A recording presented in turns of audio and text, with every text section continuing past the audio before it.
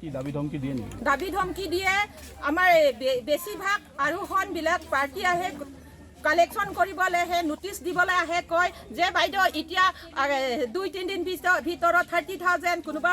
35,000 তেনেকৈ আছে সেইটো এই ইমিডিয়েটলি এতিয়া 5-6 দিনৰ ভিতৰত 1 সপ্তাহ 15 দিন ভিতৰত এইটো দিবই লাগিব যদিহে নিদিয়ে তেতিয়াহ'লে উকিল আহি আছে এতিয়া উকিল আহি আছে ক'ব আকৌ যদি নিদিয়ে তো জেলত পঠিয়াম তেনেকৈ সদায় মানে ধমকি দিয়ে এই আৰোহণ বেছিভাগ আৰোহণ আৰু কিছুমান আৰু এটা কথা জনাব বিচাৰোঁ যে যেতিয়া হেৰি শ্ৰীমন্ত বিশ্ব শৰ্মা ডাঙৰীয়া যে ক'লে লোনটো মাফ কৰিম কয় কিন্তু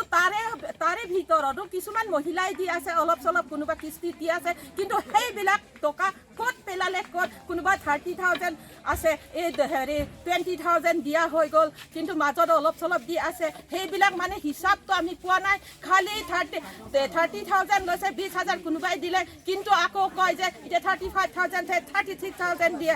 হেৰি চমন আহি আছে কয় যে আৰোহণৰ পৰা বেছি জাস্তি কৰি আছে মহিলাবিলাকক যদি নিদিয়ে এতিয়া বাৰে ফোন কৰিব অলপ পিছত